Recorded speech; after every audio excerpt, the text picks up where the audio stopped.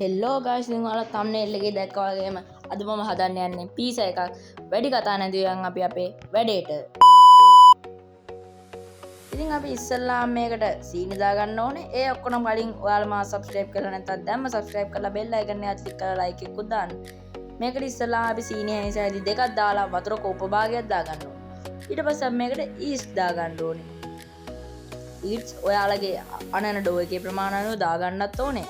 ඉතින් ඊට පස්සේ මේක අපි හොඳට කලවම් කරන්න ඕනේ.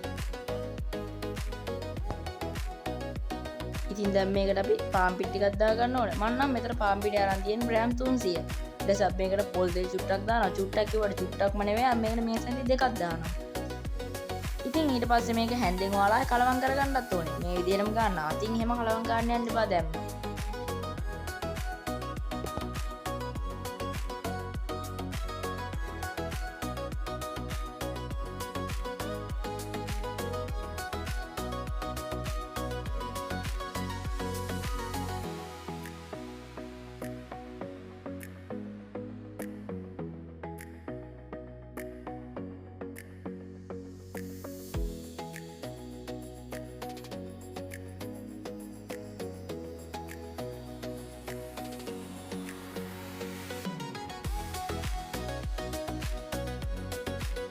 ඔන්න ඉතින් ඒ වතුර ටිකක් දැම්මා. මේ ඔක්කොම වතුර ටික තමයි මිලිලීටර් 200යි කිව්වේ.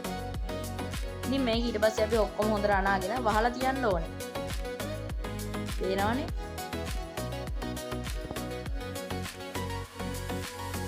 දැන් ඉතින් හරියට මේක පැයකට පස්සේ බාද්දි හොඳට පිපිලා තියෙන්න ඕනේ. මේ විදිහට ඇලිලා අතර ගද්දි මේක මෙයා වෙන විදිහට තියෙන්න ඕනේ. ඉතින් අපි මේක ඩෙකොරේට් කරන්න ඕන ප්‍රධාන වම්ද්‍රව්‍යය තමයි ලුණුයි තක්කාලි. ඉතින් මම මේ දෙක මේ විදිහට කපා ගත්තා.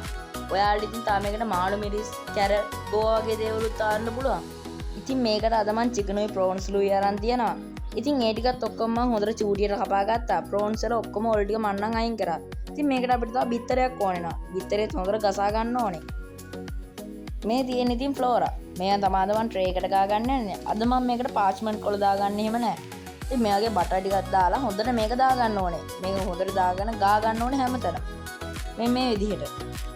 ඉතින් මේකට අපි පිටි මෝලිය දාලා පිටි මෝලිය අපි කොටුවට හදනවා නම් කොටුවට, රවුමට හදනවා නම් රවුමට. ඉතින් මම මේක අද කොටුවට හදින්න ටිකක් කොටු කරා. ඉතින් මම මේක හොඳට ගෑරෝප්පෙන් හිල්ලිදලා මම මේකට සෝස් දාගත්තා. සෝස් දාදි ගොඩාක් දාන්නත් එපා. ඔයාලට අවශ්‍ය ප්‍රමාණය හැමතැනම යන්න දාන්න. ඉතින් ඊට පස්සේ මම මේකට අනිත් මං කපාගත්ත ද්‍රව්‍ය ටික දාලා ඩෙකොරේට් කරා. ඉතින් මේ තියෙන මං හදපු පීස් එක. මේක බේක් කරන්න මට හරියට විනාඩි 45ක් වගේ කාලයක් තමයි ගියේ. ඔයාලට පේනවනේ මේක ලස්සන, මේක හරි සුවඳයි. ඔයාලට සුවඳ එන්නේ නැහැ නැත්තම් මේක මාරම සුවඳයි. ඉතින් අදට ගිහින් එන්න. good bye.